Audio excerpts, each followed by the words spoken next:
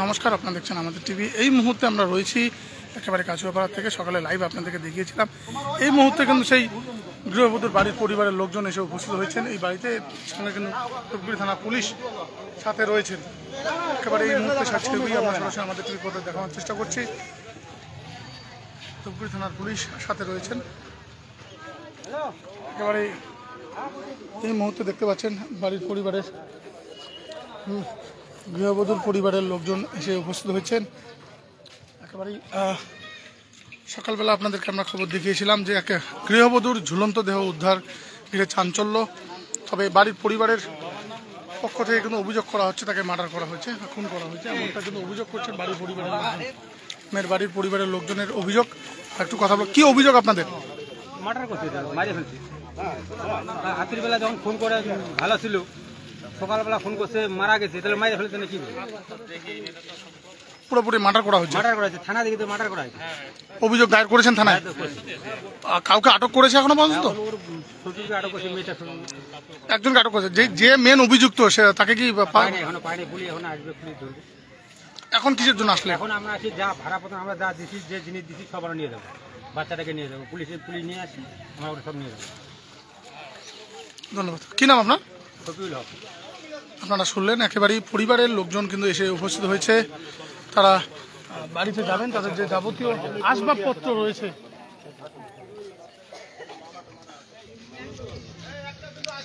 একেবারে দেখতে পাচ্ছেন। ধূপগুড়ি থানার পুলিশ ঘটনাস্থলে এসে উপস্থিত হয়েছেন। তবে অভিযুক্ত পলাতক অবস্থায় রয়েছে, তার তল্লাশি চালাচ্ছে ধূপগুড়ি থানার পুলিশ। তবে একজনকে আটক করা হয়েছে, যেমনটা জানা যাচ্ছে সূত্রের খবর। একজনকে আটক করা হয়েছে। মেয়ের বাড়ির পরিবারের অভিযোগ কিন্তু তাকে মার্ডার করা হয়েছে, এমনটা কিন্তু অভিযোগ দায়ের করেছে ধূপগুড়ি থানায়। আপনারা সেই ছবিও দেখলেন, আমরা সেই বক্তব্য শোনালাম। এই সেই বাড়ি।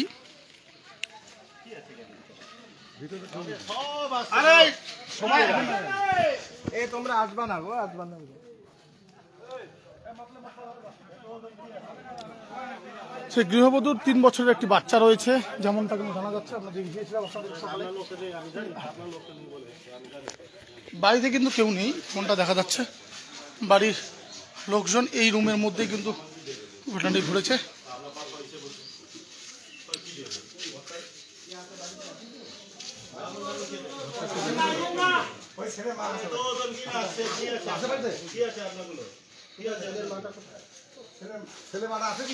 কি হয়েছিল ঘটনাটা বলুন তো একটু।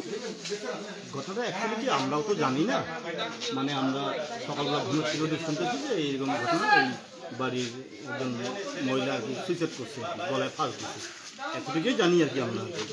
এখন ভিতরে কি আমরা বলতে পারবো না। কি শুনলেন এসে, তারপর কি মনে হচ্ছে, সত্যিকারে কি তিনি গলায় ফাঁস দিয়েছেন? না, আমরা বাড়িতে আসার আগেই তো মানে হাসপাতালে ধুবড়ি মহকুমা হাসপাতালে নিয়ে গেছে আর কি। হ্যাঁ, তারপরে এখন পুলিশ হ্যান্ডওভার আছে। পুলিশ আসছে? পুলিশ আসছে না, পুলিশ আসছে। তবে অভিযুক্ত তাহলে পালালো কেন, যদি কোনো কিছু না করে? আছে তো, কিছু তো একটা আছে ব্যাপার আর কি। হ্যাঁ, আমরা তো পাড়া পড়ে আমরা সঠিকটা বলতে পারলাম না। আমরা একেবারে মেয়ের বাড়ির লোক। আপনি কি অভিযোগ আপনাদের? আমার অভিযোগ, ছেলেটাকে বাড়ি পরিবারকে শাস্তি দিতে হবে। আমার অত সুন্দর ফুলের মতো মেয়েটাকে অন্যায় অত্যাচার করছে, মেরে ফেলছে। কিসের জন্য? মেয়েটা যদি কোনো অন্যায় থাকে তো বাবা আমাকে জানাতে পারতো যে তোমার মেয়ে ছেলেকে নিয়ে যাও, তাহলে তো নিয়ে যাও। ঠিক আছে।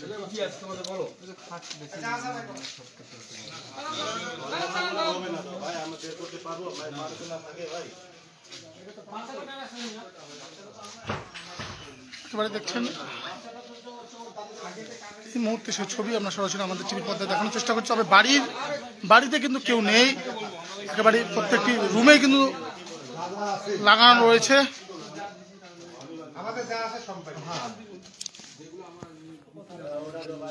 ওটা এখন না ভাই, ওটা কোর্টের মাধ্যমে করতে হবে। ওটা ভাই হুট করে সাথে সাথে সবকিছু তোমাকে দেবে না ভাই।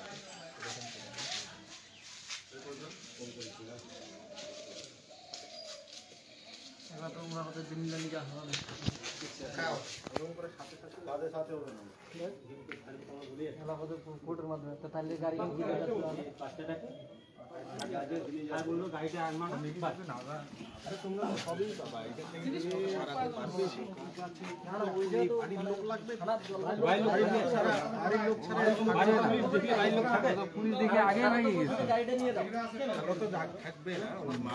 বাড়ির লোক কি পুলিশ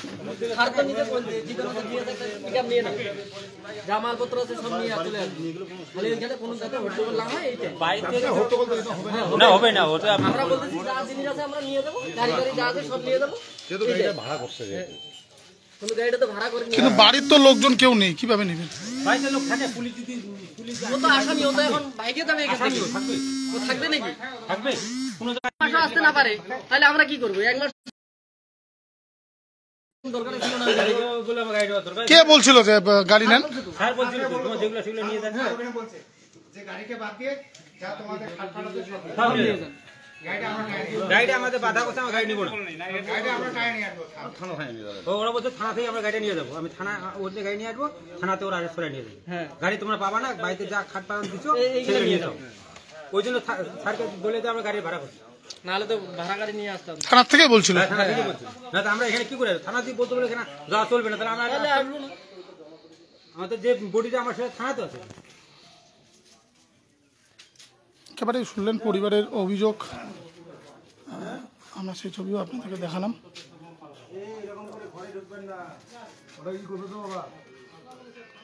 ঘরের ভিতরে ঢুকেন না